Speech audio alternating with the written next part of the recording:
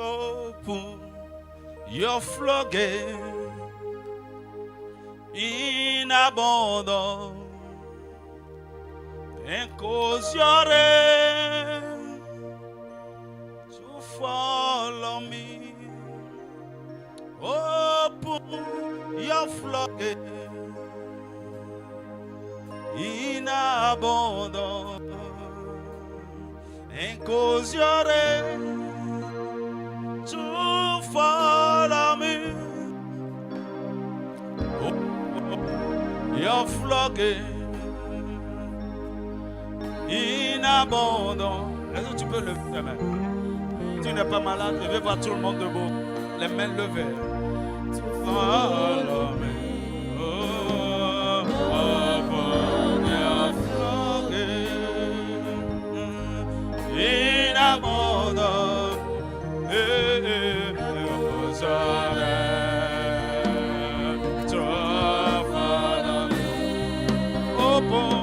Open your floodgate in abundance and goes to follow me, follow me.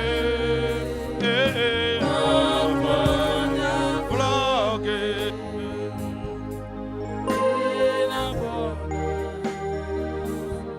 and goes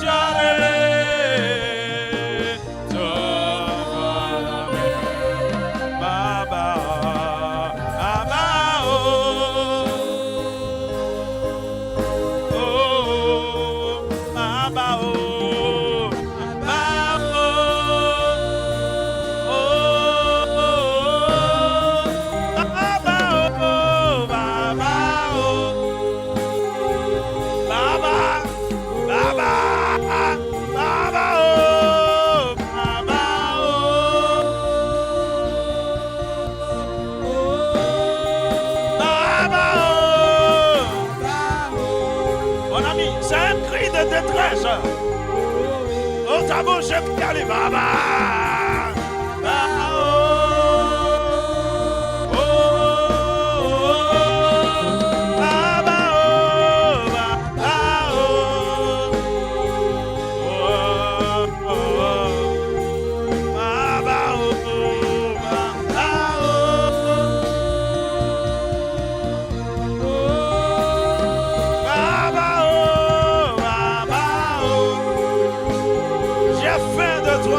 Soir de toi, oh Baba,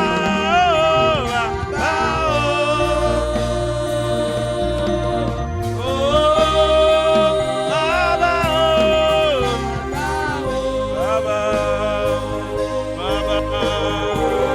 Baba,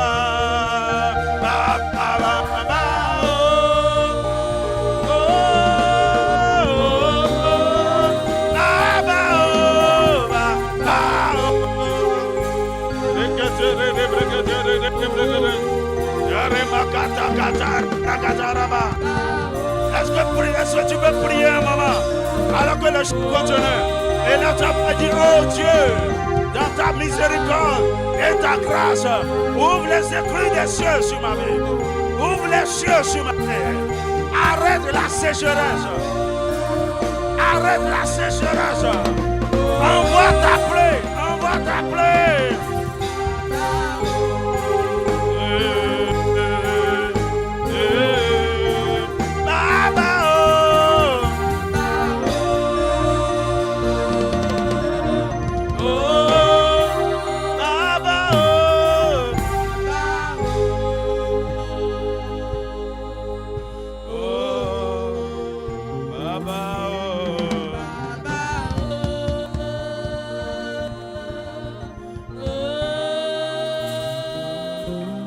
Acclame le Père qui nous fait miséricorde, qui nous fait grâce et qui envoie sa pluie.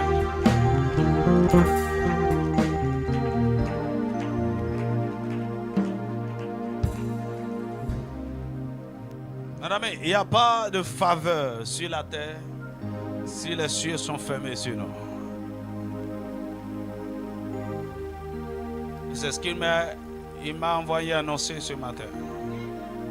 Par rapport à cette année, par rapport à ta vie, Que les cieux s'ouvrent. Que les cieux s'ouvrent. Est-ce que tu peux acclamer le Seigneur? Ça peut être un enseignement. Et c'est un message prophétique qui annonce une nouvelle saison. Dis-moi Amen. Ou bien qui vient renforcer et confirmer ce que le Seigneur nous a dit depuis le début de l'année. Bienvenue dans ta saison favorable. Ouvre ta Bible avec moi dans Jacques chapitre 5, versets 17 à 18. Luc chapitre 3, versets 21 à 22. Et Ézéchiel chapitre 1, verset 1. Jacques chapitre 5, verset 17. Élie était un homme de la même nature que nous. Il pria avec instance pour qu'il ne pleuve point et il ne tomba point de pluie sur la terre pendant 3 ans et 6 mois. Verset 18.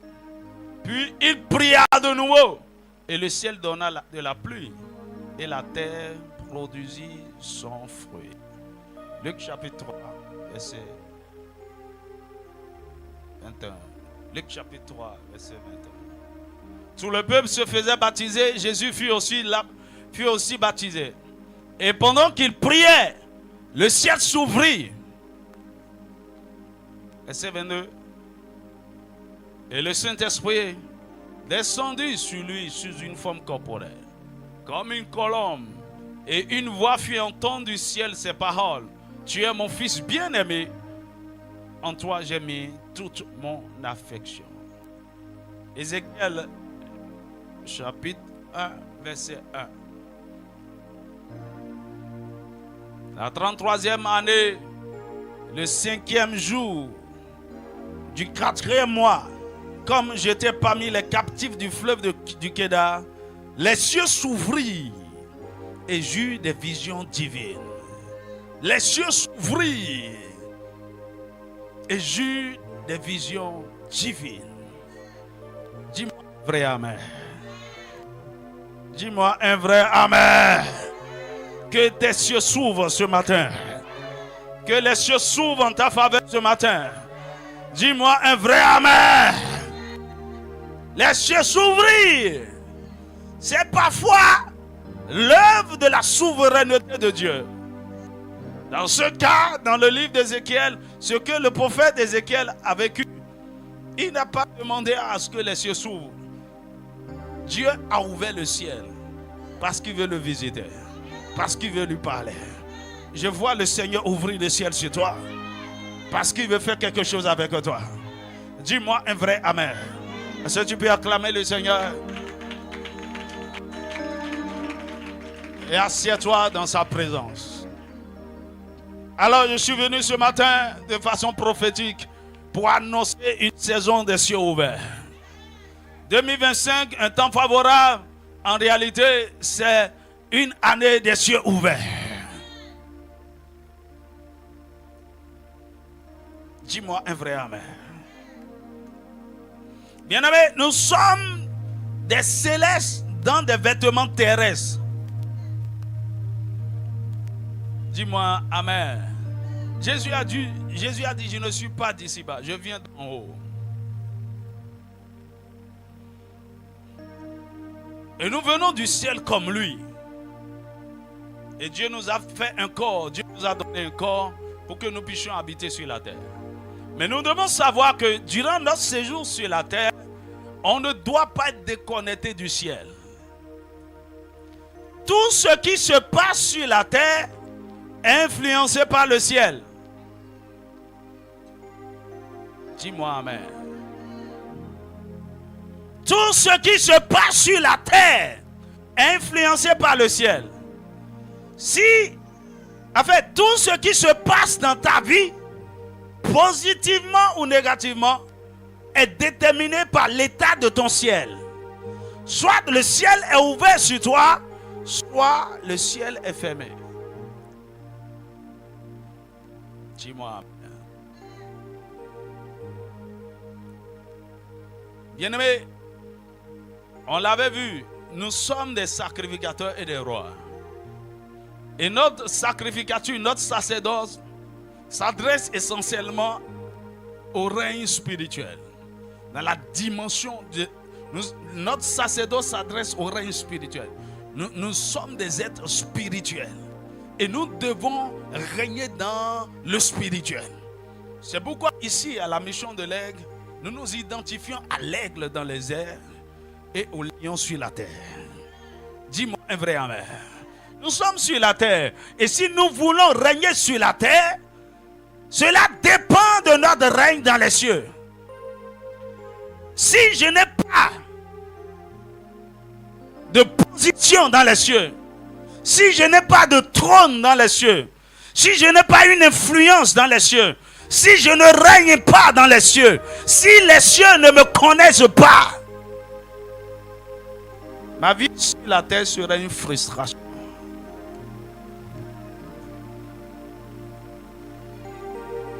Dis-moi amen.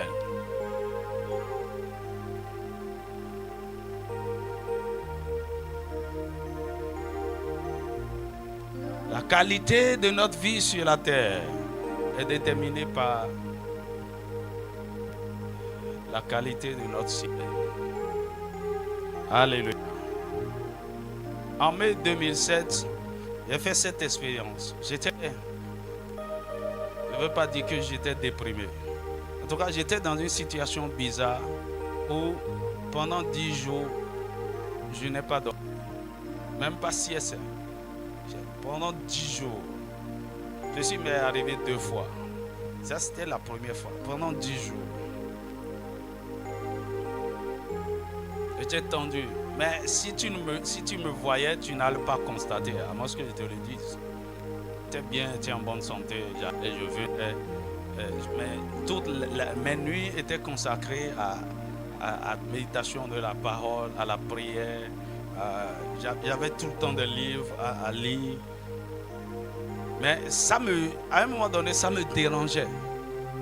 Je dis, il ne faut pas que cette affaire rentre dans autre chose. J'étais tendu. Et bizarrement, je me portais bien. Et si je te dis, depuis 10 jours, je n'ai pas dormi, tu ne saurais pas. Et voici le 10e jour, tôt le matin, j'étais en éveil. J'étais couché sur mon lit et tout à coup, je vois une colombe voler dans la chambre.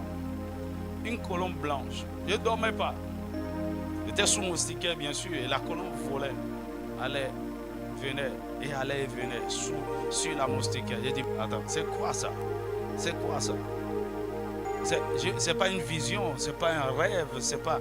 Je suis en train de vivre quelque chose de réel. La colombe volait.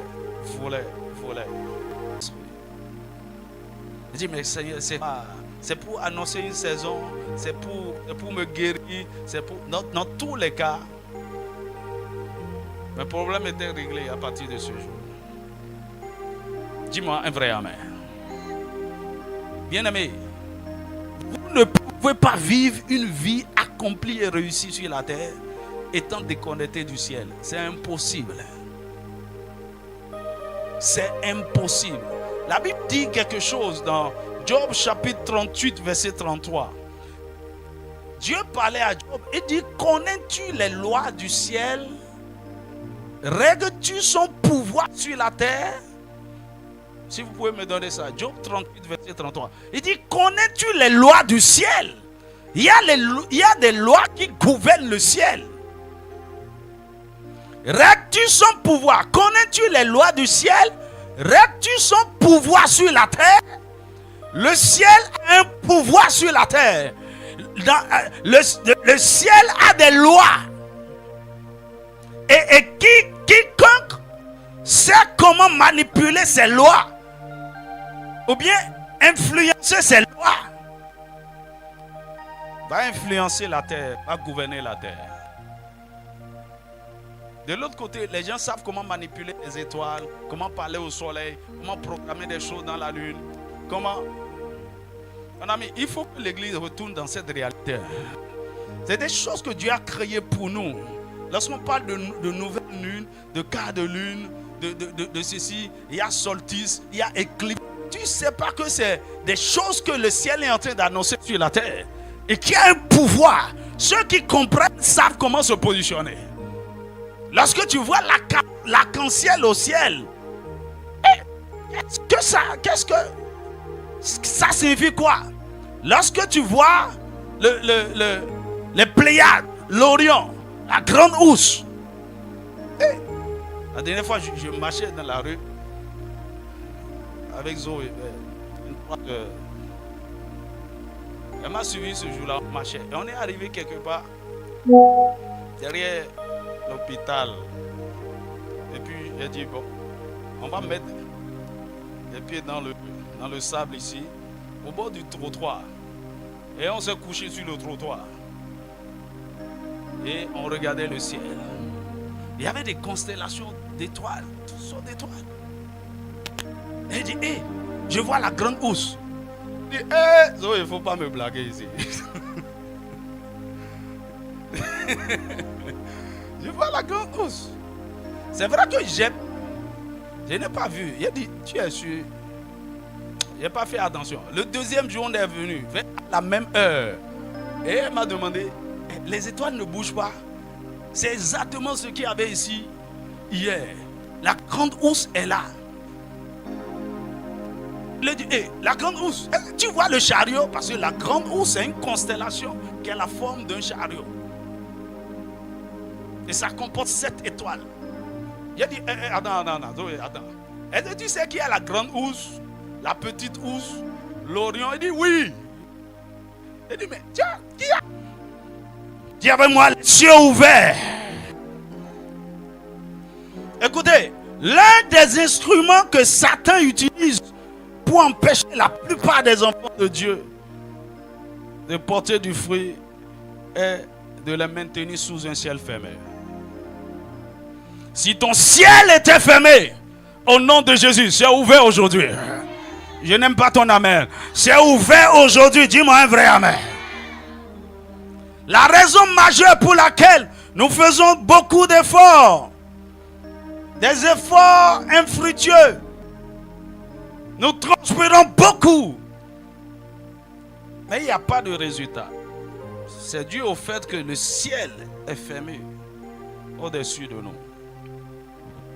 Vous savez que dans le naturel, sans la pluie, la terre ne peut rien produire. Lorsqu'il y a sécheresse, j'ai vécu un peu au nord, au temps de la sécheresse, et là tu comprendras le pouvoir de la pluie et la puissance de l'eau. Tout devient sec. Tout. Tu vas voir de grandes végétations disparaître totalement. Les arbres desséchés totalement. La terre devient aride, poussiéreuse. Parce que la pluie s'est éloignée. De la même manière, dans le spirituel, si notre ciel n'est pas ouvert, notre terre ne peut rien produire.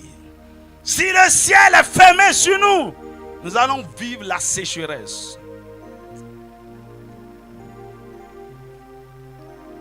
Et le Seigneur délivre quelqu'un de sa saison de sécheresse. Dis-moi un vrai amen. Ésaïe 45, verset 8. Ésaïe chapitre 45, verset 8. La Bible déclare, il dit que les cieux répandent d'en haut et que les nuées laissent couler la justice.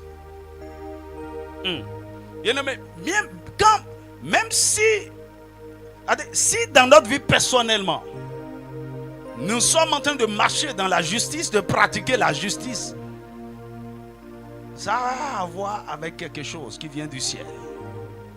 Si nous avons soif de la sainteté, mon ami, il y a ce qu'on appelle la pluie de la sainteté. Si on a soif de la parole, il y a ce qu'on appelle la pluie de la parole. Si on commence par jouir de certaines bénédictions, c'est parce que nous avons reçu la pluie de bénédiction. Le texte dit, il dit que les cieux répandent en haut et que les nuées laissent couler la justice. Que la terre s'ouvre. Donc, il faut une action venant du ciel pour qu'il y ait une réaction sur la terre. Lorsque les cieux laissent couler, alors la terre s'ouvre. Il dit que le salut il fructifie et qu'il en sorte à la fois la délivrance. Moi l'Éternel, je crée ces choses. L'interaction entre le ciel et la terre. Dis-moi un vrai amen. C'est pourquoi il dit, tout ce que vous allez lier sur la terre sera lié au ciel. Autrement dit, lorsque je lis sur la terre, je ne fais encore rien. C'est lorsque le ciel valide ce que j'ai fait sur la terre que j'aurai les résultats. Dis-moi un vrai amen. C'est pourquoi il dit dans Ésaïe 51, verset 16, il dit, voici, je mets mes paroles dans ta bouche, je te couvre de l'ombre de ma main, afin que tu crées de nouveaux cieux et une nouvelle terre. Je mets mes paroles dans ta bouche et je te couvre de l'ombre de ma main pour étendre de nouveaux cieux. Ça veut dire quoi? Il peut y avoir un ciel ancien sur toi. Dis-moi amen. Et ce n'est pas agréable, ce n'est pas favorable. Par la puissance de la parole prophétique, tu peux créer ton ciel. Tu peux créer de nouveaux cieux. Oh, dis-moi un vrai amen. D'abord, je suis venu te prophétiser ce matin. Parce que dans tous les cas, que ce soit par tes propres paroles prophétiques ou par les paroles prophétiques du prophète que Dieu a établi sur toi, les cieux s'ouvriront au nom de Jésus. Dis-moi un vrai amen. Je décrète et je déclare dans le nom de Jésus que le mauvais ciel qui était sur toi, jusque là au nom de Dieu, que les cieux qui n'ont une nouvelle atmosphère prophétique soient programmés sur toi maintenant. Dis-moi un vrai amen. Il dit, quand tu crées des nouveaux cieux, il y aura une nouvelle terre. Il y aura une nouvelle terre. À partir de cette année, tu vas vivre quelque chose de nouveau sur la terre.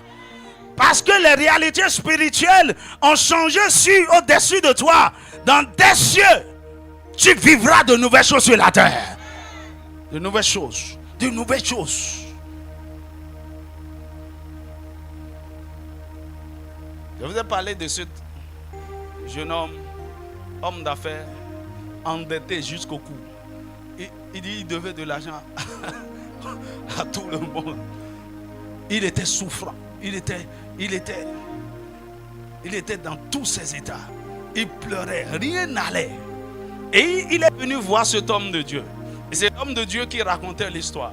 Il dit, quand ce jeune homme parlait, j'ai vu sa douleur, sa souffrance. Et une onction prophétique est descendue sur moi. Mon ami, que Dieu te donne un prophète. Il dit, une onction prophétique est descendue sur moi. Il dit, et je l'ai regardé et je lui ai dit, dans 7 ans, tu deviendras le 7e homme le plus riche du Nigeria. C'était la parole. Dans 7 ans, tu deviendras le 7e homme le plus riche du Nigeria.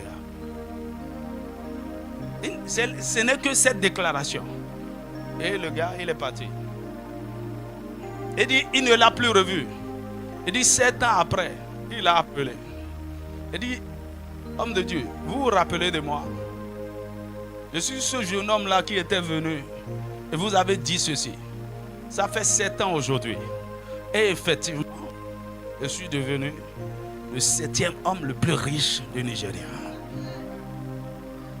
Dis-moi amen. Et dit, le Seigneur m'a dit de vous donner de l'argent. Le Seigneur m'a dit de vous donner 13 milliards. Et l'homme de Dieu dit, ouais, le Seigneur a dit de me donner 3 milliards. C'est toi-même qui as ajouté les 10. Il dit, oui, c'est ça. Et il est rentré dans quel genre de bénédiction? Je décrète et je prophétise sur ta vie. Dans le nom de Jésus. L'année prochaine, à pareille heure, à pareil moment, tu deviendras une grande source de distribution. Une grande source de bénédiction. Dis-moi un vrai amen. Je te vois aller et venir à travers les continents. Je te vois accomplir de grandes choses. L'année prochaine, à pareil moment, le Seigneur fait de toi un grand gagnant d'art. un grand conquérant. Je vois tes fils et filles partout, à travers les nations, dans le nom de Jésus. Le Seigneur t'utilise pour bâtir les vies, pour transformer les vies, pour élever des multitudes.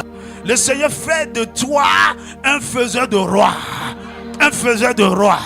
Des géants sortiront de toi. Tu vas te multiplier dans plusieurs jours. Dans le nom de Jésus. Le Seigneur fait de toi un homme d'affaires puissant pour le royaume. Il t'établit puissamment pour le royaume. D'ici 3 ans, tout le monde connaîtra que tu es puissant en Afrique. Oh, dis-moi un vrai amen. Dis-moi un vrai amen. Tout le monde confessera, tout le monde constatera que la main de Dieu t'a élevé. Que la main de Dieu t'a élevé. Que la main de Dieu t'a élevé. Qu'il en soit ainsi au nom de Jésus. La puissance de la parole prophétique. Qu'est-ce que l'homme de Dieu a fait? Reprogrammer le ciel sur sa vie. C'est tout. Lorsque le ciel est reprogrammé, c'est fini. La terre commence par obéir.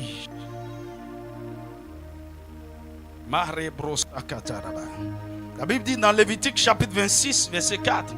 Lévitique chapitre 26, verset 4. Il dit, je vous enverrai des pluies en les saisons. La terre donnera ses produits. Et les arbres des champs donneront leurs fruits. Je vous enverrai des pluies en les saisons. Bien-aimé, c'est la saison favorable où Dieu envoie la pluie dans ta vie. Il envoie la pluie dans ta maison. Il envoie la pluie dans tes affaires. Dis-moi un vrai amen. Je vous enverrai la pluie en les saisons. C'est maintenant. Et parce que si la pluie tombe, c'est que les cieux se sont ouverts. La terre commence par réagir. Ta terre va produire des choses extraordinaires cette année. La terre de ton entreprise va produire des choses merveilleuses cette année. La terre de ton mariage va produire des choses extraordinaires cette année. La terre de ton ministère va produire des choses extraordinaires cette année.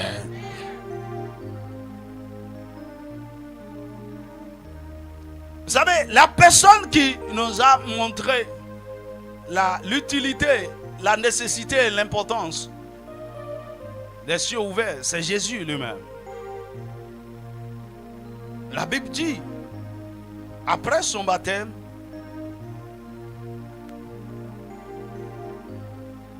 dans le Jourdain par Jean, pendant qu'il priait, les cieux s'ouvraient. Et le Saint-Esprit descendit sur lui sous une forme corporelle. La raison pour laquelle Jésus a eu un ministère de 3 ans et demi, puissant, productif, extraordinaire, c'est parce qu'il a opéré sous un ciel ouvert.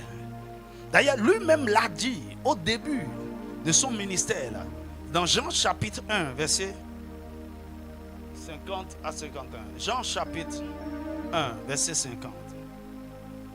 Après avoir rencontré Nathanaël, et il lui a donné une prophétie. Il dit, Jésus lui répondit, parce que je t'ai dit que je t'ai vu sous le figuier, tu crois. Tu verras de plus grandes choses que celle-ci. Tu verras de plus grandes choses que celle-ci. Mais qu'est-ce que Jésus lui disait? Mais cette plus grande chose que Nathanaël doit voir est conditionnée par le verset 51. Il dit, et il lui dit, en vérité, je vous le dis, en vérité, vous verrez désormais le ciel ouvert et les anges de Dieu monter et descendre sur le Fils de l'homme. À partir de maintenant où je te parle, désormais le ciel est ouvert. Désormais, à partir de maintenant, jusqu'à la fin de mon ministère, je prophétise sur la vie de quelqu'un. Désormais, vous verrez sur le Fils de l'homme. On verra sur toi le ciel ouvert et les anges monter et descendre. Désormais, depuis toujours jusqu'à maintenant, ton ciel était fermé. Je prophétise selon les paroles de notre Maître Jésus. Désormais, les cieux sont ouverts sur toi. Non seulement c'est ouvert, les gens le verront.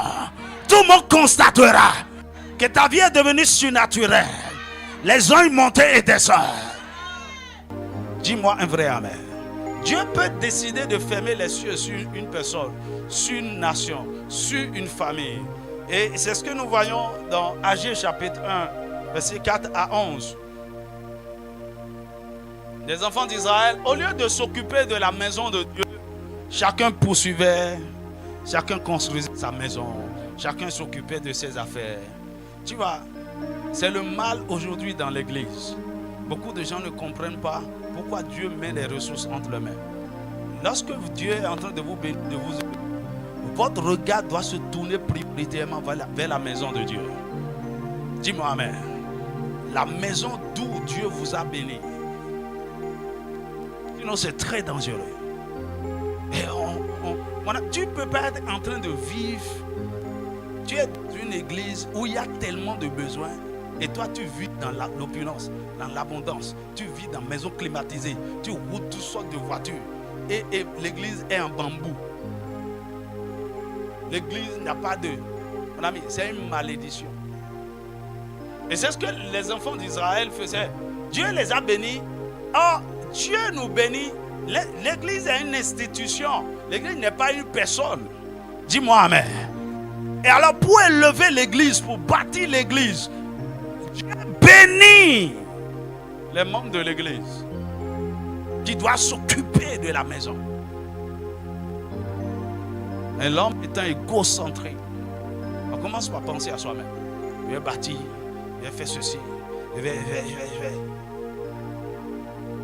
Parfois même mon cœur est chagriné parfois quand les gens m'appellent pour dédicacer certaines choses. Quand tu dépenses autant de millions, tu ne peux rien faire dans la maison de Dieu. Tu ne vois rien. Tu ne peux pas donner même le 10e de ça pour faire quelque chose dans la maison de Dieu. Tu t'occupes de toi. Dieu est en train de parler à quelqu'un. Ton programme maintenant, c'est comment acheter terrain. L'église n'a pas terrain.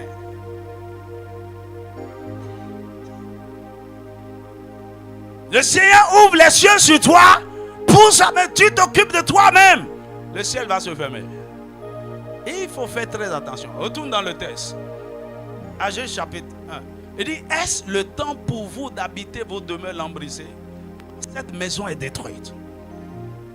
Israël était prospère. Chacun était dans sa maison. Belle maison. Il construisait la maison. Le temple était détruit. Il dit, ainsi parle maintenant l'Éternel des armées. Considérez attentivement vos voies. Considérez vos voies. Vous semez beaucoup et vous recueillez peu. Vous mangez et vous n'êtes pas rassasiés. Vous buvez et vous n'êtes pas désaltérés. Vous êtes vêtus et vous n'avez pas chaud. Le salaire de celui qui est à gage tombe dans un sac percé.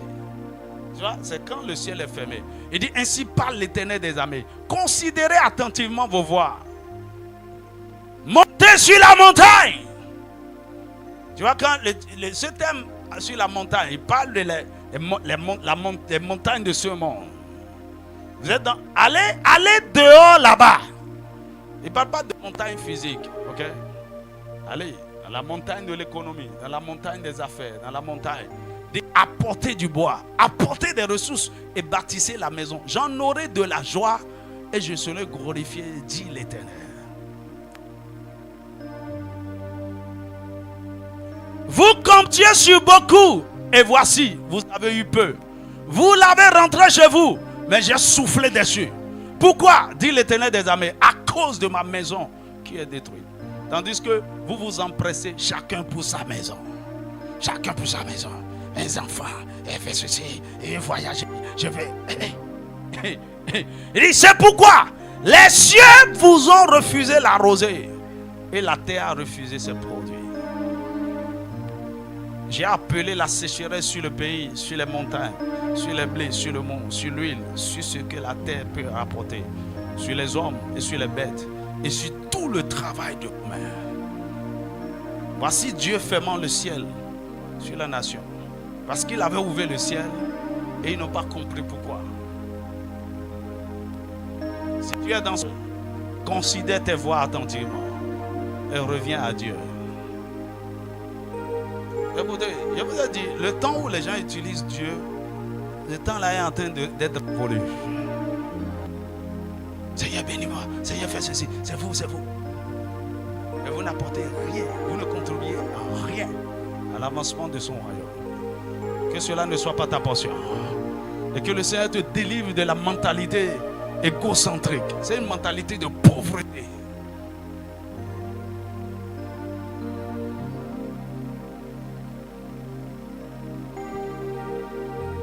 Dis-moi amen. Et c'est ça qui a réduit l'église évangélique dans la misère. Le Seigneur a béni des gens pour changer l'image de l'église. Et ils utilisent ces ressources pour eux-mêmes. Pour eux-mêmes. Mais attends, on va bâtir maison pour Dieu. Tu vas voir. Il dit, ma maison ne doit pas être plus jolie que la maison de Dieu. La maison de Dieu. Il t'a donné l'argent. Il y a un pasteur qui vient avec voiture. Sa femme aussi vient avec voiture. Et l'église est dans Baco comme ça. Là, c'est un pasteur maudit. La maison de Dieu. Que le Seigneur écoute, quand tu as le cœur pour Dieu, tu as l'intention, il voit ton cœur sincère. Il n'y a pas de ressources que Dieu ne peut mettre en terme. Je parle à certaines personnes que le Seigneur est en train de lever de la pauvreté ici. Ne soyez pas pressés de prendre votre revanche sur la pauvreté. Je suis en train de parler. C'est-à-dire que tu prends mon français. Tu veux, non, je dois, non, mon ami. Vous apprenez à vivre sobre. Apprenez à remettre à plus tard des gratifications. Ce n'est pas parce que tu as l'argent que tu peux le faire. Remettez certaines choses à plus tard. Donnez la priorité à Dieu. Investissez tellement dans sa maison que le ciel, il a dit, lorsque le ciel va se lever en votre faveur finalement, vous serez choqués. On va revenir sur ça. Comment provoquer le ciel ouvert? C'est ça. Il y a des choses. Quand tu viens dire, j'ai donné 10, j'ai donné offrande, mon ami, ça ne veut rien dire. De combien? Mon ami, je ne donne plus 10, je ne donne plus offrande. Dès que je dis mon offrande ce matin.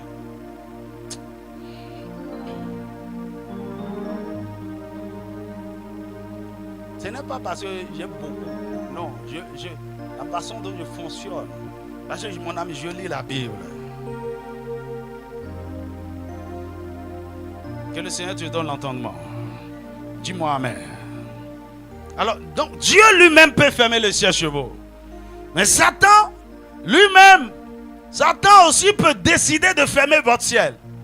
Mais généralement, lorsque Dieu ouvre le ciel, Satan n'a pas le droit de fermer. Il ne peut pas fermer. Parce que lorsque Dieu ouvre, personne ne peut fermer. Lorsque Dieu ferme, personne ne peut ouvrir. Alors, mais Satan peut faire quelque chose. Dieu ouvre et il laisse le ciel fermé. Mais il vient en dessous de votre ciel et il met une couverture. Il met un voile. Et au lieu que la pluie descende et vous localise, il intercepte. Ésaïe chapitre 25, verset 7. Il y a le voile, la couverture. Souvent, c'est lorsque vous faites des choses bizarres, vous tombez dans un péché. Et de façon légale, Satan a des choses contre vous, il vient. Non. La pluie là ne va pas. La pluie tombe. Hein. La pluie tombe. Je prie pour quelqu'un. Ta pluie qui est en train d'être déviée dans la maison d'autrui. Que le Seigneur te fasse miséricorde. Quand tu dis au Seigneur, le Seigneur te bénit. La pluie tombe. La pluie est interceptée. Revenez. Verset 7. Et sur cette montagne, il anéantit le voile qui voit tous les peuples. La couverture qui couvre. Il y a une couverture. Soit il met la couverture ou le voile, c'est une atmosphère ténébreuse. C'est une atmosphère ténébreuse. Et souvent, quand vous n'avez plus de vie de prière, quand vous n'avez plus d'autel, c'est là que cette atmosphère, cette ténèbre-là, cette sorte de nuage vous recouvre. Mais Satan a une autre stratégie. Il peut mettre en mouvement ses principautés au niveau du deuxième ciel. Parce que là où le Seigneur ouvre, c'est au troisième ciel. Et toute bénédiction doit traverser le deuxième ciel avant de vous localiser. Et le deuxième siècle, il y a les anges, mais il y a aussi les esprits, les dragons, les serpents, les dominations, les esprits méchants dans les lieux célestes, les principautés. Daniel a prié, Daniel chapitre 10, verset 12 à 14. Et l'ange, 21 jours après, l'ange Gabriel est venu. Il dit, Daniel, depuis le premier jour, il dit, ne crains rien, car dès le premier jour où tu as eu à cœur de comprendre et de t'humilier devant ton Dieu, tes paroles ont été entendues. Et c'est à cause de tes paroles que je viens. Depuis le premier jour, je suis venu avec la réponse. Le ciel était ouvert, je suis descendu. Il dit, le chef du royaume de Perse m'a résisté 21 jours. Il est resté là en captivité pendant 21 jours. Et c'est au bout de 21 jours que Michael, l'ange guerrier, l'ange Gabriel n'est pas un combattant. Il est un messager. Il transmet le message. Mais l'ange Gabriel est venu. Michael est venu à son secours. Pourquoi? Daniel a continué par prier. Par prier. Madame, il y a des choses que le Seigneur t'a répondu depuis. Il a envoyé la provision depuis. Il a envoyé la réponse depuis. Mais il y a un chef. Il y a une principauté. Il y a un esprit territorial. Il y a l'homme fort de ta maison, de la maison de ton père, qui est assis sur ça. Bien-aimé, tout chef qui résiste aux bénédictions, qui résiste à la pluie de bénédictions de descendre sur toi, qui soit renversé avec son trône. Qui soit renversé avec son trône. Nous appelons un renfort angélique. Des anges guerriers qui combattent depuis le deuxième ciel et qui dégagent nos ciels dans le nom de Jésus. Michael, l'un des principaux, est venu à mon secours et je suis demeuré là auprès des rois de paix. Demeuré là.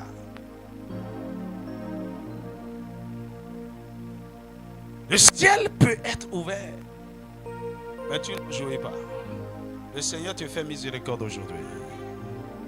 Lorsque votre ciel est fermé, vous expérimentez la sécheresse, la stérilité, la famine, la défaveur, la stagnation, le manque et l'échec généralisé.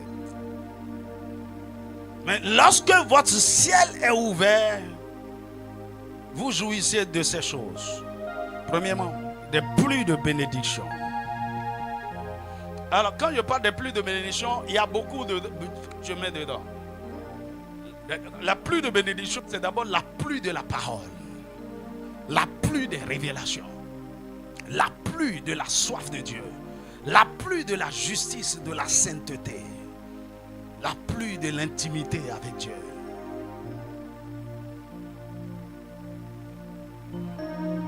Les pluies de bénédiction. Et bénédiction aussi, c'est lié aux bénédictions matérielles et financières. Il y a des pluies de bénédiction. Deuxièmement, il y a fécondité et productivité. Lorsque la pluie tombe, la terre donne ses produits. La terre devient féconde. Il y a fécondité et productivité. Ce que vous faites, ça produit des résultats. Troisièmement, il y a croissance et multiplication. Lorsque votre ciel est ouvert, tout ce que vous faites croît, ça se multiplie. L'onction croît, la sagesse, les affaires, le chiffre d'affaires, l'église, tout croît, tout. Lorsque le ciel est ouvert, il y a une croissance et une multiplication. Le point suivant, lorsque votre ciel est ouvert, il y a la restauration et l'abondance. Joël chapitre 2, versets 23 et 27. Lorsque le ciel est ouvert, il y a restauration. Tout ce que vous aviez perdu, tout ce que Satan vous a volé, tout ce dont vous avez été privé, tout ce dont vous n'avez pas joui pendant des années, le Seigneur vous introduit dedans. Quelqu'un va vivre une restauration extraordinaire à partir de cette année. Oh, dis-moi un vrai amen. Une restauration extraordinaire. Dieu il va te faire des bons dans la gloire, des bons dans l'abondance.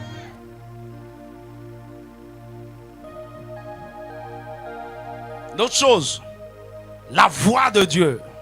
Lorsque le ciel est ouvert, vous entendez la voix de Dieu. Et ça, c'est l'une des plus grandes bénédictions. Dieu vous parle. Madame, c'est dangereux. Pendant des mois, des années, Dieu ne t'a plus rien dit. Même pas en songe. Rien. Dieu veut te parler chaque jour. Lorsque ton ciel est ouvert, tu entends la voix du bon berger chaque jour. Il dit, mes brebis entendent ma voix et ils me suivent. Dieu veut te parler, il veut te dire. Chaque jour, il veut te conduire. Lorsque vous venez, le ciel est totalement silencieux. Vous lisez même la Bible, vous n'entendez pas sa voix. Vous priez, vous n'entendez pas sa voix. Vous allez à l'église, vous n'entendez pas. Non, mon ami, c'est quelle voix ça? C'est quelle vie ça? Tu vois, c'est comme quelqu'un qui est marié et depuis 3 mois, son mari ne lui parle pas. C'est quel genre de mariage? Même si vous n'êtes pas au même endroit, dans des pays éloignés, tous les jours, on veut entendre la voix du bien-aimé. Lorsque votre ciel est ouvert, la voix de Dieu vous est accessible. L'autre chose, la présence de Dieu. Le ciel ouvert provoque la présence de Dieu. Une atmosphère de sa présence continuelle. La présence de Dieu. Rien ne vaut sa présence. Sa présence change tout. Sa présence suffit pour changer tout. L'autre chose, la manifestation de la puissance de Dieu et l'onction. La puissance et l'onction agissante. Lorsque le ciel est ouvert, la puissance de Dieu est déployée. L'onction se manifeste. D'autres points, des visitations divines inhabituelles. Des visitations divines. Et comme je l'ai dit, mon expérience avec la colombe. Lorsque votre ciel est ouvert, c'est comme ça. Des expériences comme ça. Tous les jours, des expériences. Des visions. Des songes. Des visions ouvertes. Du surnaturel. Tous les jours. Quelque chose se passe. Vous avez toujours quelque chose à raconter. Une expérience. Une expérience. Tous les jours. Lorsque votre ciel est ouvert. Un autre point. Des visitations angéliques inhabituelles. Dis avec moi, visitation angélique inhabituelle. Visitation angélique. Les anges.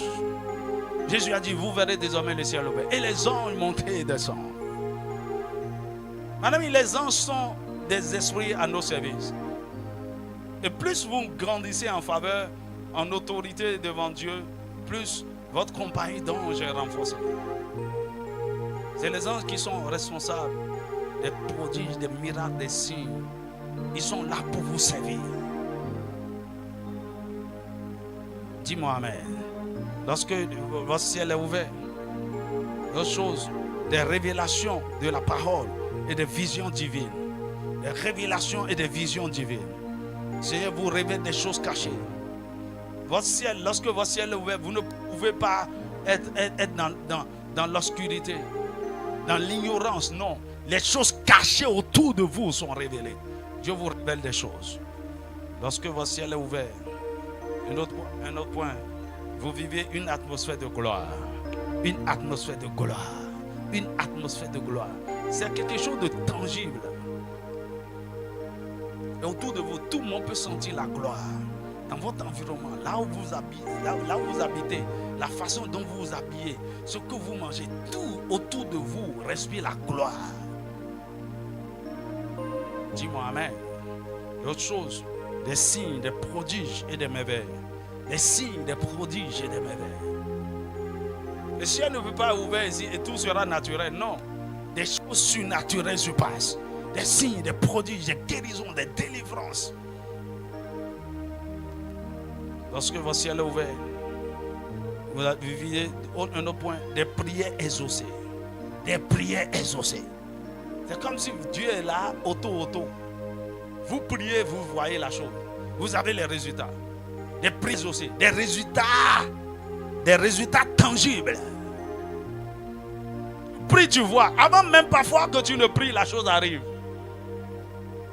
Tu penses à la chose, tu n'as pas encore demandé.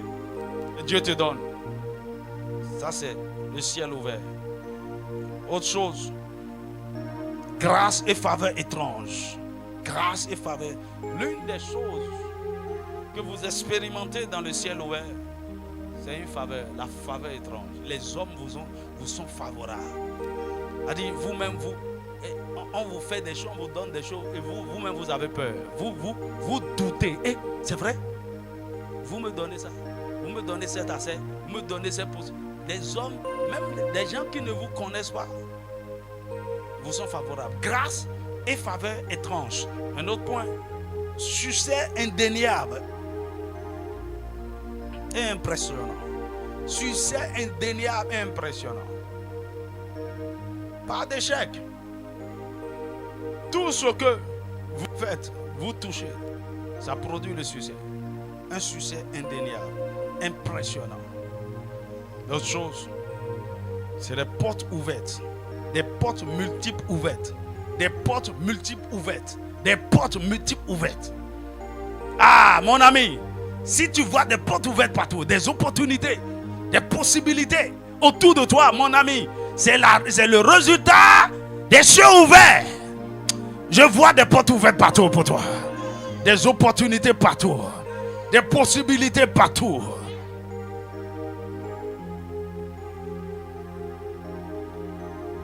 L'autre chose, c'est accélération divine. Lorsque le ciel est ouvert et Dieu est avec vous, mon ami, ne perdez plus de temps. Les choses se font avec vitesse. Les choses se font avec accélération. Je prie pour toi, ce que Dieu va te faire en cette année 2025. C'est la combinaison, c'est le cumul de tout ce que tu as manqué depuis ces 10 dernières années. Dis-moi un vrai amen. Je vois Dieu prendre les 10 dernières années et les cumuler en année 2025 pour toi. Dis-moi un vrai amen. Dis-moi un vrai amen.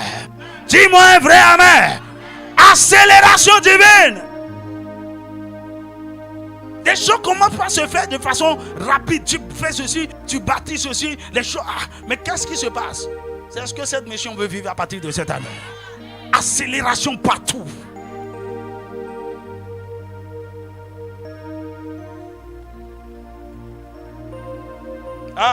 Tu vas voir comment on va bâtir notre cité. La cité Rehoboth. Accélération. Dis, c'est seulement la dernière fois que vous avez pris le domaine. Mais comment? Qu'est-ce qui s'est passé? Accélération. Dis avec moi, accélération divine. Et la dernière chose, lorsque Dieu s'ouvre, c'est la destruction des œuvres des ténèbres. Parce que lorsque les cieux s'ouvrent, c'est Dieu visite votre territoire. Les hommes visitent votre territoire. Donc tout ce qui n'est pas conforme au ciel, tout ce qui ne reflète pas la gloire du ciel dans votre vie et autour de vous est détruit. La destruction des œuvres des ténèbres. C'est pourquoi lorsque le ciel est ouvert, les malades sont guéris, les oppressés sont délivrés. On n'a pas besoin de prier pour certaines choses. Parce que ce n'est pas, on ne voit pas ça au ciel.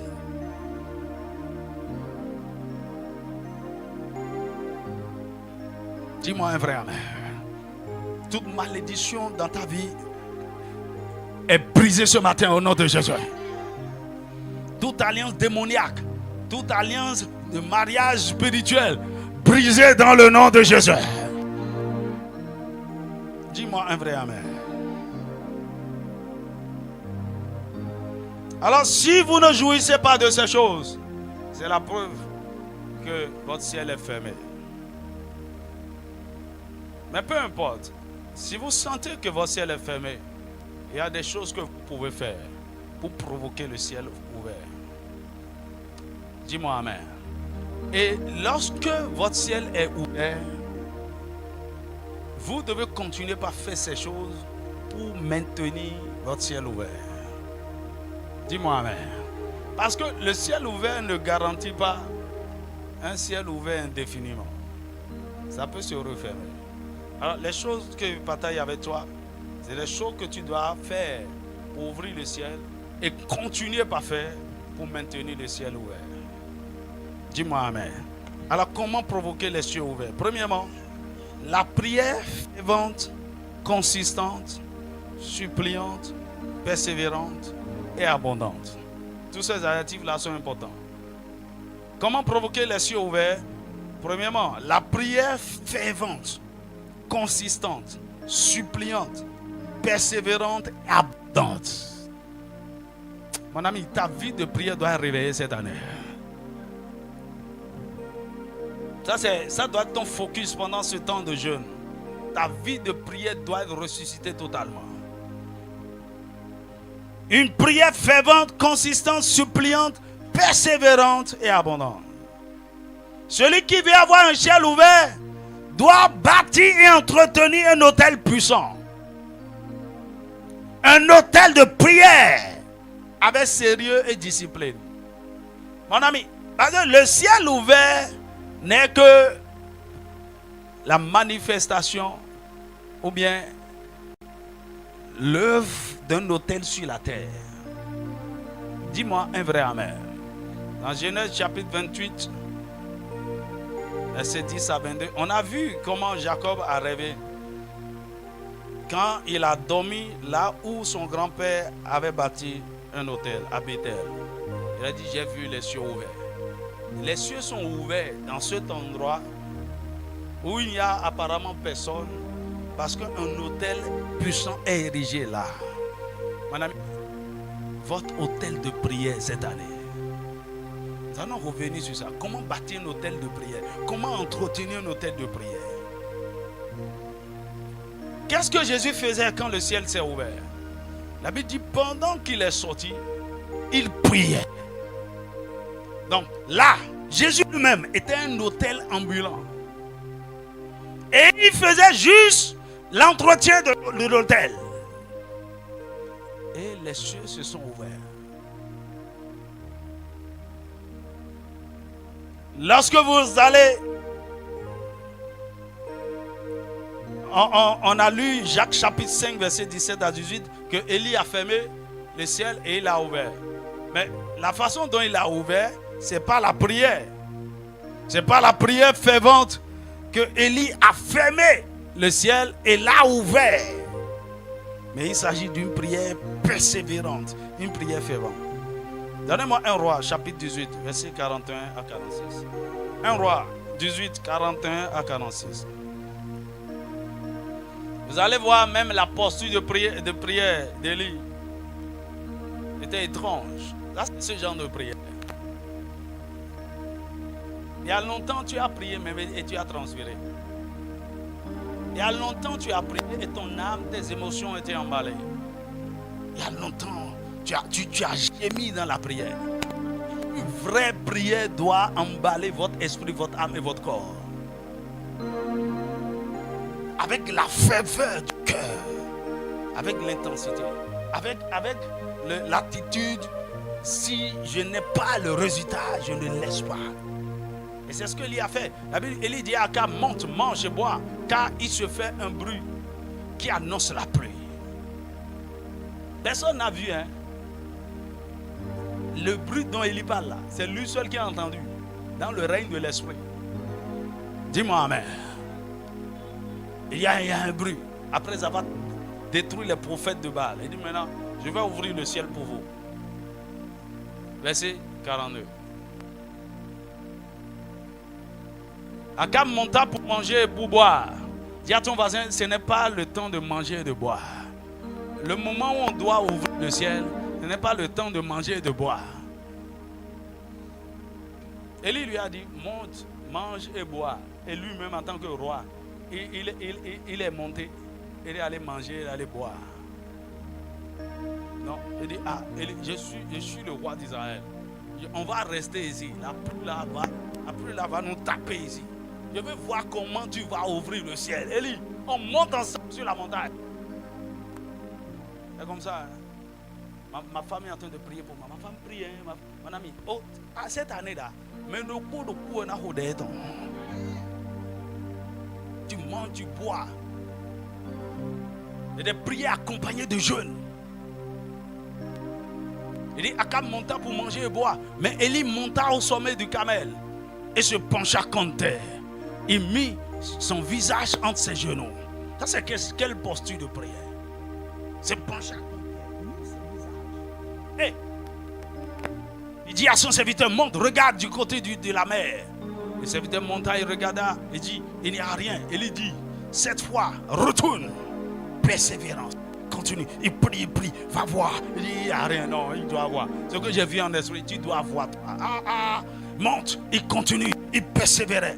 À la 7e fois, il dit, voici un petit nuage qui s'élève de la mer et qui est comme la paume de la main d'un homme. Et il dit, monte et dis à Akab, attelle et descend, afin que la pluie ne t'arrête. Verset 46. En peu d'instants, mon ami, c'est ce que la prière fervente fait. En peu d'instants, le ciel s'obscurcit par les nuages. La prière d'un homme. Le ciel s'obscurcit par les nuages. Le vent s'établit et il y eut une forte pluie. Mon ami, provoque la pluie cette année par la prière. Ta vie de prière personnelle. Provoque la prière. Akab monta sur son char et partit pour Jezreel. Et vous allez voir l'accélération là. Donne-moi le verset qui suit. Akab est monté sur son char et partait. Hein? Mais Élie l'a poursuivi. Lorsque le ciel s'ouvre, il y a une accélération. Un char. Et le char du roi. Élie l'a dépassé. Que le Seigneur te donne l'entendement. La prière qui ouvre le ciel est une prière sacrificielle. Dieu doit voir le sacrifice. En jeûne, en temps, en énergie, tu sacrifies. Tu pries jusqu'à tu n'as plus la voix. Hein? Tu pries jusqu'à tu as mal à la gorge. Tu as mal aux pieds. Tu as des courbatures. Hein? Lorsque vous voyez dans Actes chapitre 2, verset 1 à 4, le jour de la Pentecôte, c'est en persévérant dans la prière à la chambre haute pendant 10 jours que le ciel s'ouvrit finalement sur les disciples le jour de la Pentecôte. Dans Actes chapitre 12, verset 5 à 11, lorsque Pierre était gardé en prison par Hérode, la Bible dit que l'église ne cessait de faire monter des prières à Dieu. Une prière fervente et incessante. Et à cause de leur prière, un ange a été dépêché du ciel. Le ciel s'est ouvert, un ange est descendu dans la prison et a fait sortir Pierre. Aide-moi à dire à ton voisin, il est temps de prier. Il est l'heure de prier.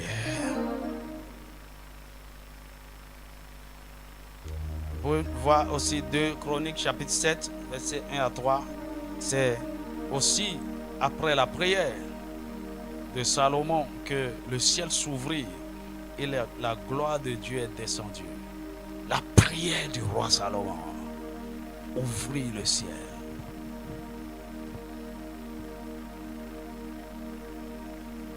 Il est temps de prier et surtout il est temps d'apprendre à bien prier. La prière est un art. Et si tu maîtrises l'art, ta prière aura toujours des résultats. La deuxième chose que nous devons faire pour provoquer les cieux ouverts, c'est l'action de grâce, la louange et l'adoration. L'action de grâce, la louange et l'adoration. Vous savez, c'est chaque enfant de Dieu qui doit développer cette attitude, ce cœur. Un cœur reconnaissant, un cœur rempli de gratitude. Vous passez tout votre temps à rendre grâce à Dieu. Ça c'est quelque chose que j'expérimente. C'est-à-dire, quand vous voulez changer l'atmosphère autour de vous, ouvrez votre bouche, commencez par rendre grâce à Dieu. Ça peut commencer dans la chair, de façon comme ça. Continuez. Continuez. Pas énoncer des choses. Votre cœur va commencer par s'élever. Et ça va devenir passionnant. Vous allez commencer par énumérer. Seigneur, lorsque vous commencez par faire bien ça, l'atmosphère commence à changer autour de vous. L'action de grâce ouvre le ciel. Mieux, si vous accompagnez ça de louange. La louange, c'est célébrer Dieu pour ses bienfaits, pour ses refaits, pour tout ce qu'il est, pour ce qu'il a accompli. Et ça vient après l'adoration. Après l'adoration. L'adoration, vous parlez de qui il est. De qui il est. Ce n'est pas ce qu'il a fait. Qui il est, ce qu'il représente pour vous. La Bible dit, Psaume chapitre 22, verset 4, Dieu siège au milieu des louanges. Peu importe là où on est en train de faire la louange sur la terre, Dieu vient. Alors s'il vient, ça veut dire quoi? Il a quitté son quartier général. Il a quitté le ciel avec tout son cortège. Dis-moi un vrai amen. Dans 2 Chroniques chapitre 5 verset 13 à 14, on a vu comment dans l'unisson, lorsque les sacrificateurs et les chantres ont commencé par louer Dieu, comment la gloire de Dieu est descendue dans le temple. En 2 Chroniques chapitre 20 aussi, versets 22 à 25, pendant cette guerre, cette drôle de guerre, pendant que Israël était face à ces trois royaumes, Juda était face à ces trois royaumes, et Josaphat a mis la croix devant. Il dit car il est bon, car sa miséricorde dure toujours. Pendant qu'il célébrait l'Éternel, la Bible dit Dieu a créé une embuscade entre les ennemis et ils se sont entretués. Mon ami, ça là, c'est l'œuvre des anges. Dis-moi un vrai amen. C'est les anges qui créent ces genres de confusion. Donc le louange a provoqué le ciel s'est ouvert, les anges ont été libérés dans le camp et ils se sont entretués. L'action de grâce envoie des parfums de bonne odeur au ciel. Et quand Dieu commence par sentir des parfums, ça vient d'où? C'est de Calavie. Si ça continue, et l'action de grâce bascule en louange. Je dis, hey, les gars, on ne peut plus rester ici. On doit descendre. Dis-moi un vrai amen. Que le Seigneur fasse de toi un vrai adorateur. Et chaque jour dans ta maison, il y a un autel d'adoration à Dieu. Le ciel sera ouvert constamment. La présence de Dieu constamment. Il y aura cette réalité au nom de Jésus. La troisième chose qu'il faut faire pour provoquer les cieux ouverts, ce sont les semences semées au ciel. Les semences semées au ciel. Vous savez, il y a des semences que vous pouvez faire sur la terre. Vous pouvez semer dans la vie d'un homme. Vous pouvez semer dans ma vie. Et en semant dans ma vie, vous aurez une récompense. Mais il y a des semences qui sont des semences en plante au ciel. Parce que lorsque vous voulez faire ce genre de semences, vous, dans votre cœur, vous êtes en train de donner à Dieu. Dis-moi amen. Vous êtes en train de semer pour la gloire de Dieu.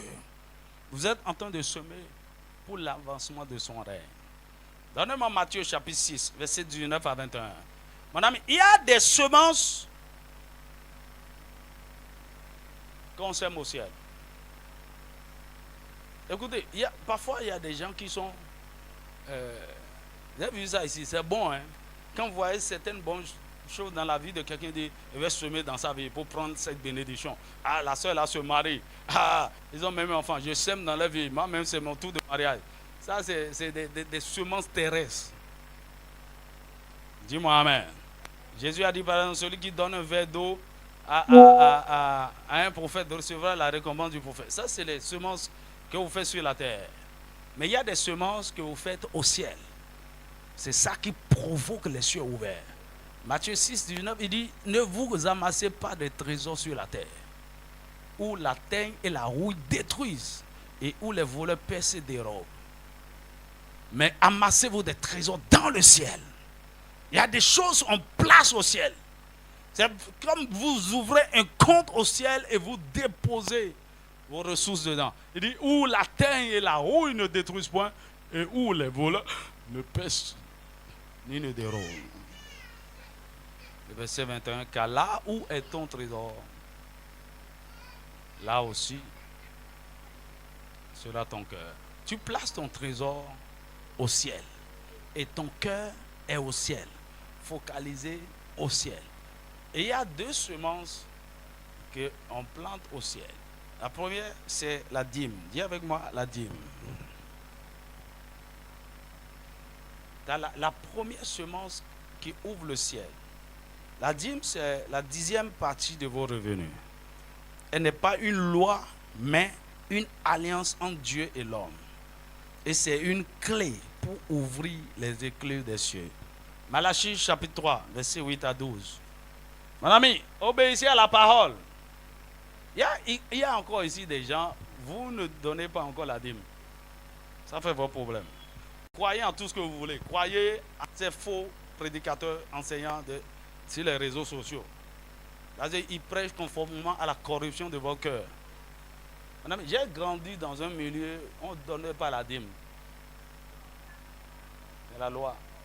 Mais quand j'ai compris, je suis un pratiquant de cette affaire. Ça fait plus, je ne sais pas. Et je sais ce que ça représente. Mon ami, entrez dans cette alliance. Il dit, un homme trompe-t-il Dieu car vous ne me trompez? Et vous dites, en quoi t'avons-nous trompé? Dans les dîmes et les offrandes. Allez-y vite. Vous êtes frappé par la malédiction et vous me trompez, la nation tout entière. En vous trompez Dieu par ça, il dit, vous êtes frappé par la malédiction. Maintenant, il dit, écoutez la promesse. Il dit, apportez à la maison du trésor, toutes les dîmes, afin qu'il y ait de la nourriture dans ma maison. Mettez-moi de la sorte à l'épreuve, dit l'Éternel des armées. Il dit, de l'éprouver ainsi. Et vous verrez si je n'ouvre pas pour vous. Quoi? Les éclus des cieux. Il n'a pas dit ça d'autre chose. Ça. Vous verrez si je n'ouvre pas pour vous les éclus. Il faut m'éprouver, il faut me tester. Si je mens. Si je ne répands pas sur vous la bénédiction en abondance. Et pour lire la suite, vous allez voir. Et l'une des choses que la dîme fait, lorsque les ciels s'ouvrent sur nous, c'est que les anges sont libérés pour combattre les dévoreurs. Dis-moi amen. Si tu ne donnes pas la dîme, tu vas donner et même plus. By force. Est-ce que tu comprends? Tu comprends? Ah non. Non. Comment il va donner ces... Satan va te prendre ça. Là, tu ne gagnes rien même. Satan, il te prend ça multiplié. C'est là ta moto se gâte et tu dépenses même la moitié de l'argent là-dedans. Et ça n'est pas correct encore. Les enfants commencent à tomber malades. Les dévoreurs. Mon ami, si vous voulez ouvrir les éclus des cieux, vous devez veiller à cela. Dis-moi amen.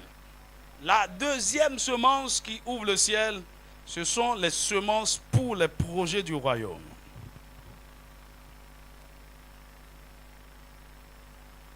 Ce sont les semences pour les projets du royaume. On avait lu tout à l'heure, Agé chapitre 1, verset 4 à 11, on ne va pas reprendre. Toutes les fois que vous décidez de dire, ah, ça, c'est pour la maison de Dieu. Je vais acheter des chaises, je vais faire ceci, je vais bâtir la maison. Vous êtes en train de faire pour Dieu. C'est-à-dire quoi? C'est lui que vous provoquez directement. Ce n'est pas pour un homme. C'est-à-dire, les cieux ne manqueront pas de s'ouvrir sur vous. Dis-moi amen. Ma prière est que le Seigneur suscite ici beaucoup de gens qui ont le fardeau. Tu ne connais pas mon cœur. J'ai dit, Seigneur, on va changer l'image de l'église dans cette nation. Ce n'est pas mission de l'église. On ne verra plus d'église pauvre au Bénin. Voir n'importe quel pasteur authentique appelé quelque part. On va lui bâtir, lui acheter voiture. Ce n'est pas mission de l'église. Tu ne connais pas mon cœur. Des missionnaires en train de souffrir. Il y en a plein. Dans des brousses, ils n'ont pas de moyens, ils n'ont pas...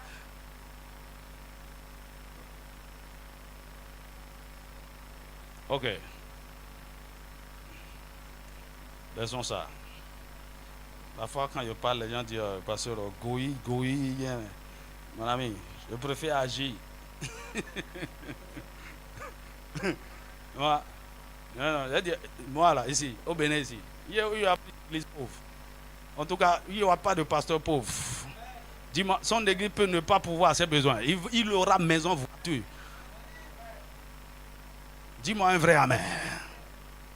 Les gens qui ont le cœur pour Dieu, le cœur pour Dieu, pour faire avancer sa maison. Regarde ce que les gens sont en train de faire.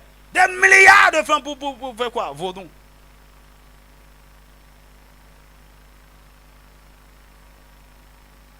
Mon ami, rien n'est trop cher pour être investi pour l'avancement du royaume de Dieu. Rien, rien, rien, rien. Attends, tu vas voir. On va redonner la dignité à l'église dans cette nation. Les gens jugent et vous apprécient et vous donnent l'honneur en fonction des biens matériels que vous avez. Le Seigneur va nous aider. La dernière chose pour provoquer le ciel ouvert, ce sont les sacrifices. Dis avec moi, les sacrifices. Vous devez décider de vivre une vie sacrificielle. Un enfant de Dieu doit apprendre à vivre une vie sacrificielle. Une vie sacrificielle. D'ailleurs, nous sommes déjà des sacrifices sur l'autel. Romains chapitre 12, verset 1. Nos corps sont déjà livrés en sacrifice vivant à l'Éternel. Et sur cette base, nous devons vivre dans cette dimension. Écoutez, je ne crois pas qu'un enfant de Dieu doit accumuler. Tu as accumulé des millions, j'ai des comptes bloqués, j'ai ceci, et puis c'est là. Pour faire quoi? Pour servir à quoi?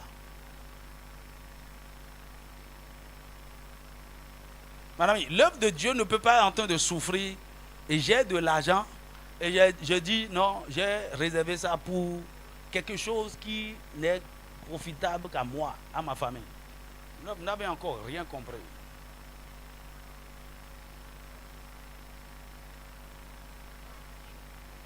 On veut faire quelque chose. Mon ami, on ne dit pas il n'y a pas l'argent. Si on va vivre selon nos ressources ici dans cette mission, on ne va rien faire.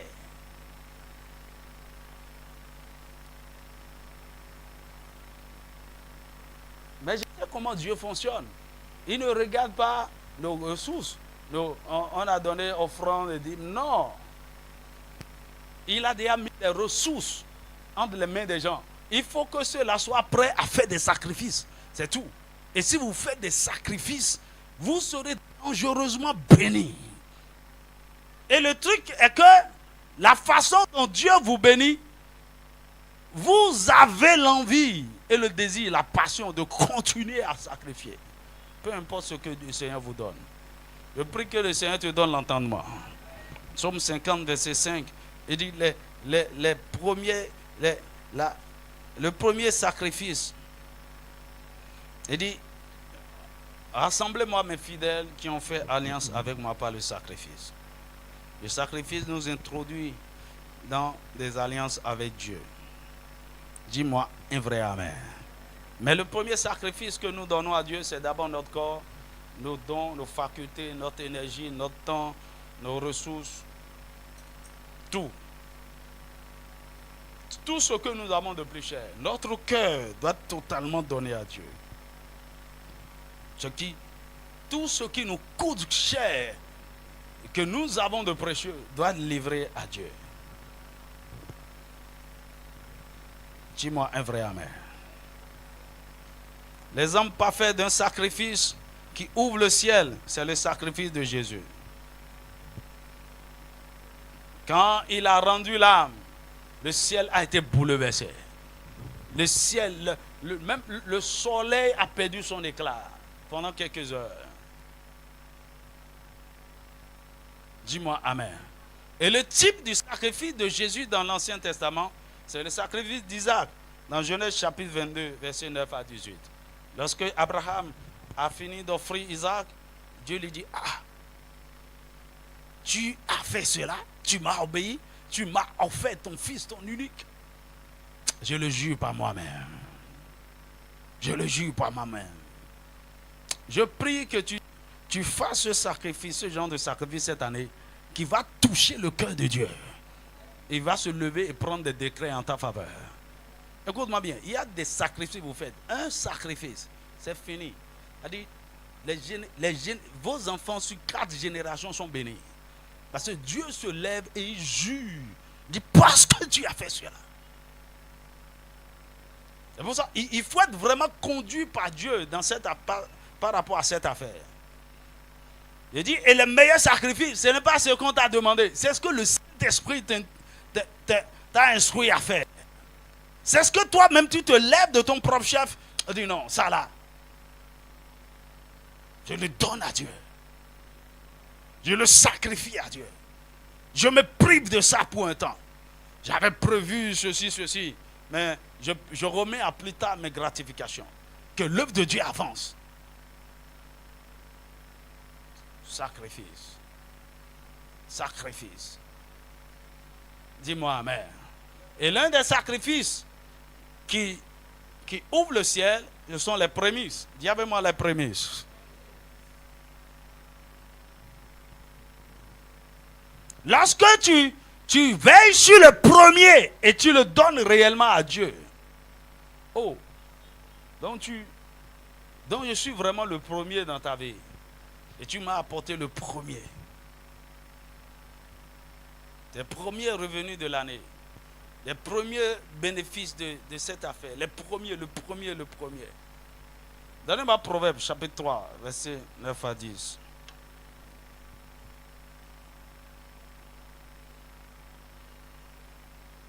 Proverbe chapitre 3, versets 9 à 10.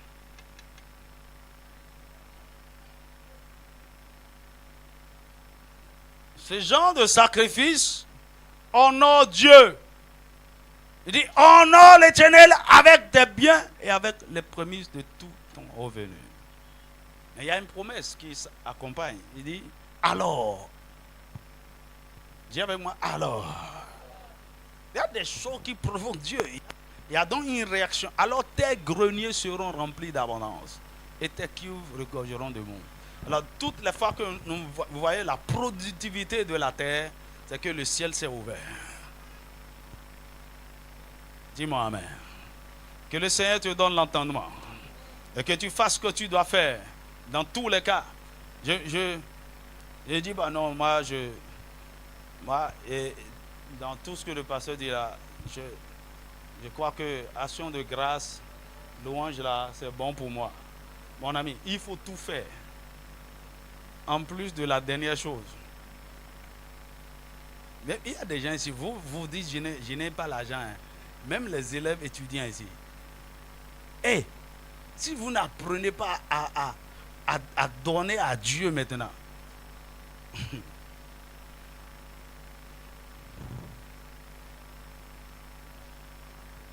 dis-moi amen. Tout véritable sacrifice attire toujours l'attention du ciel et une intervention divine. Et la cinquième chose qu'il faut faire pour provoquer le ciel, ce sont la déclaration des paroles prophétiques venant d'une autorité spirituelle. La déclaration des paroles prophétiques venant d'une autorité spirituelle. Comme Élie. 1 Roi chapitre 17 verset 1. Il a fermé le ciel. Mais je dis ceci, le premier prophète de votre vie, c'est vous-même.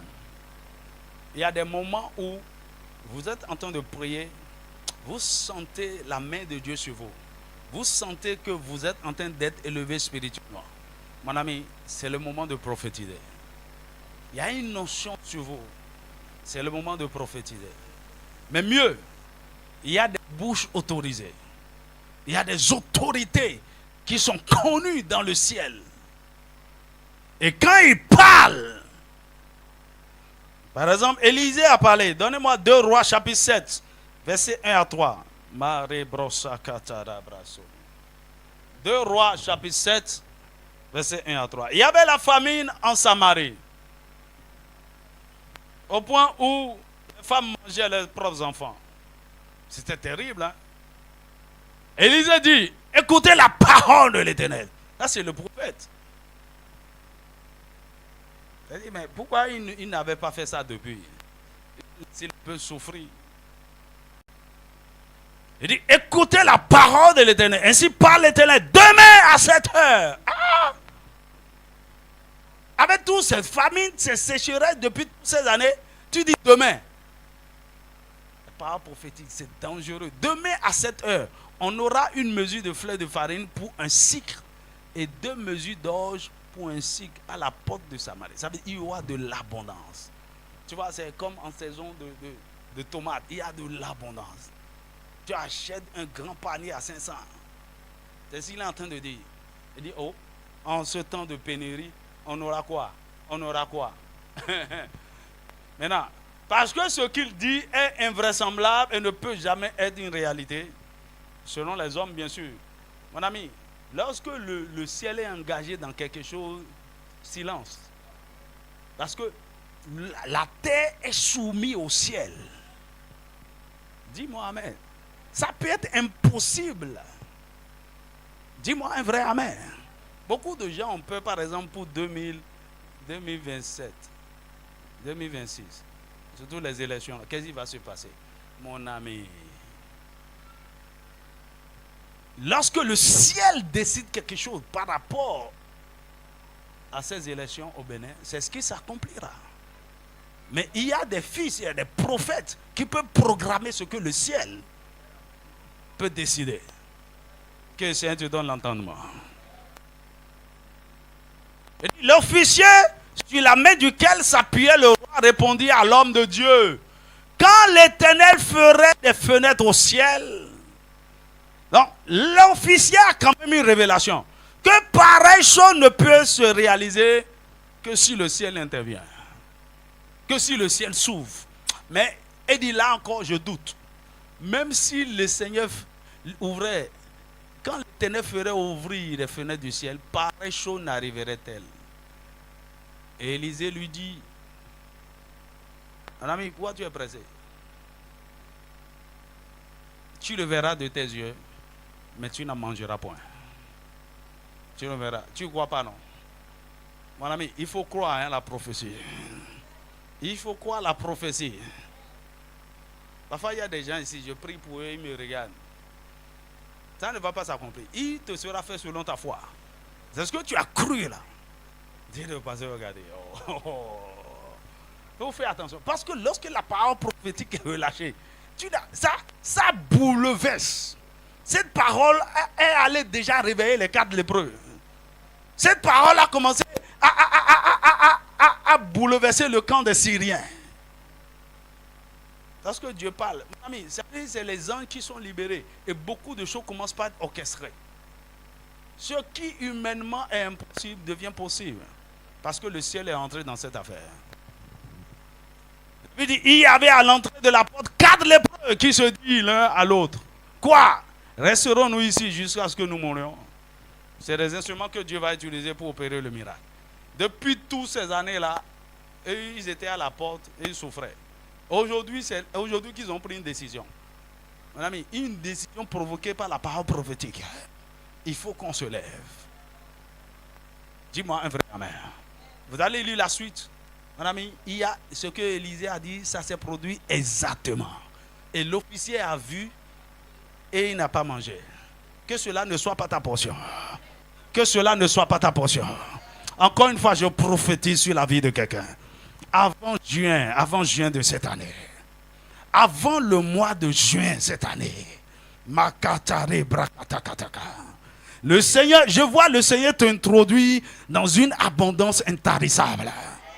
Dans une abondance intarissable. Dans une abondance intarissable. Le Seigneur commence par préparer quelque chose avec toi à partir de ce mois de janvier.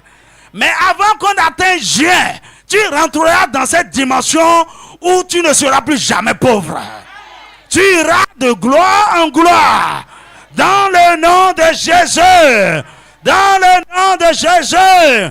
Je prophétise sur la vie de quelqu'un. Avant la fin de ce mois de février qui s'annonce, le Seigneur t'ouvrira les portes. Ce que tu attendais te localisera. Les ressources que tu attendais te localiseront. Dans le nom puissant de Jésus. L'argent que tu attendais arrive au nom de Jésus. Les bonnes volontés, les connexions humaines, les bienfaiteurs dont tu as besoin, je les vois affluer au nom puissant de Jésus. Le Seigneur t'ouvrira des portes partout avant le mois de mars.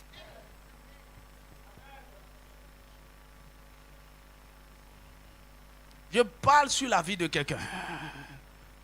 ton décollage dans la gloire va commencer à partir du dimanche. Dès qu'on va commencer la célébration Jirébé, tu rentres désormais dans la gloire.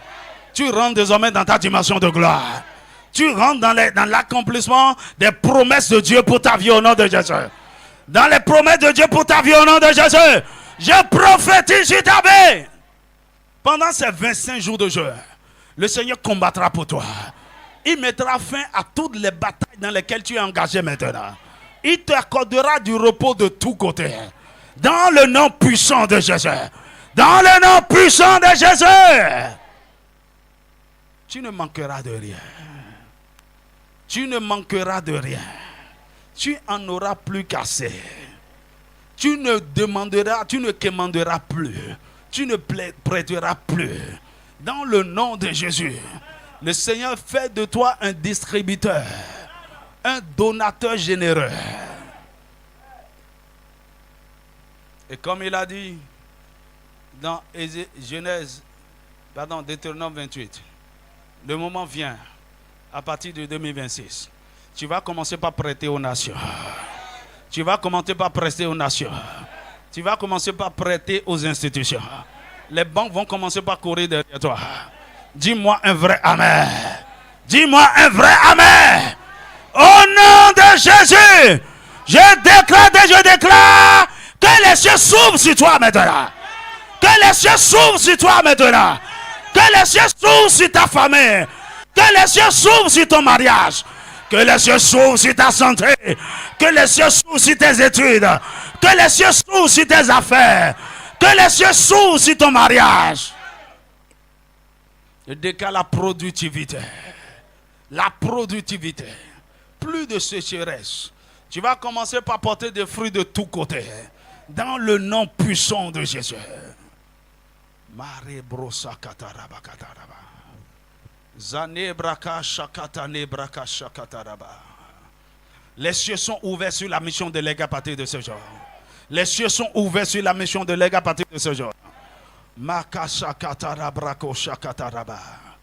Le Seigneur dans sa souveraineté ouvre les cieux sur la mission de l'air. Les cieux s'ouvrent sur le Bénin dans le nom de Jésus.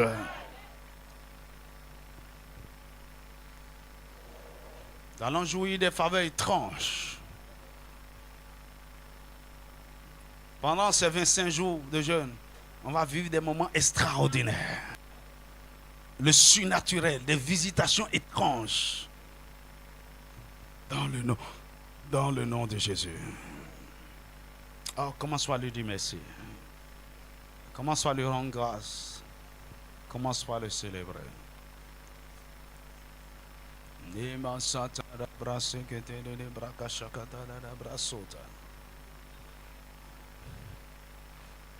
Machete de brasa katarabakata.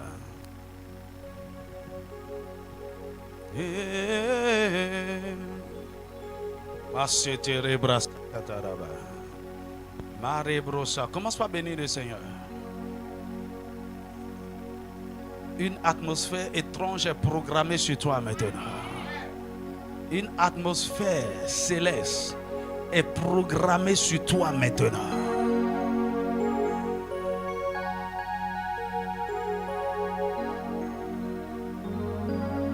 Des choses étranges vont commencer par se passer. Dès que tu vas quitter ici.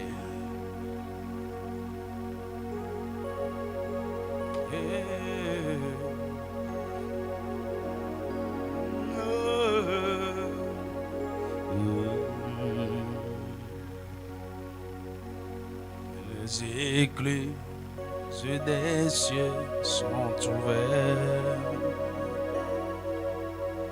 Les bénédictions pleuvent ce jour. Et à joie, joie.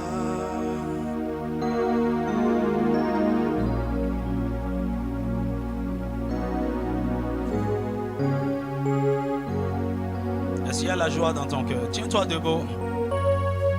Avec tes mains levées. Avec la joie dans le cœur. Chante ce chant. La la la la. La la la la la. Na na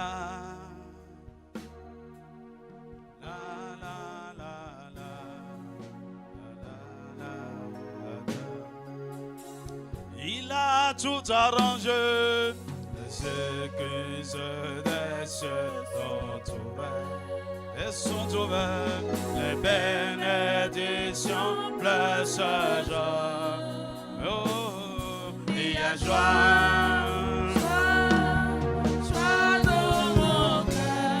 Ah, Jésus a tout arrangé.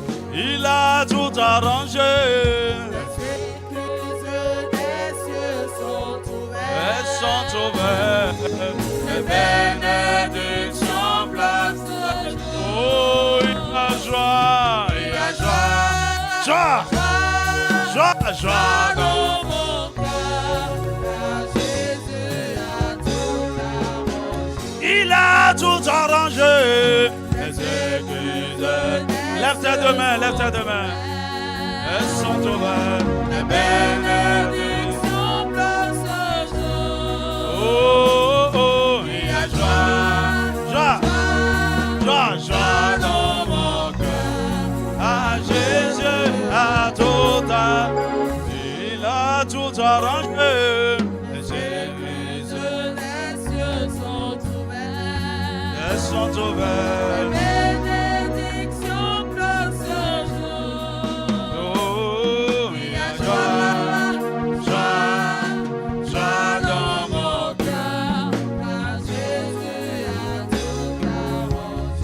Tu peux acclamer celui qui a tout arrangé.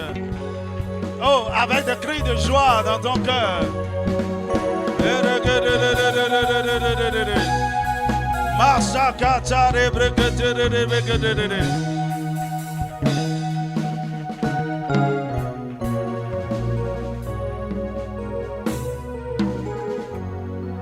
Nous allons vivre ces merveilles. Je t'encourage à prendre du temps pour écouter ce message et de prier. De prier. La seule chose que je veux voir transformer totalement ici, c'est la prière. Ta vie de prière. Je dis, prière passionnée. Alléluia. Est-ce que tu peux acclamer encore le roi? Nous restons toujours dans cette position.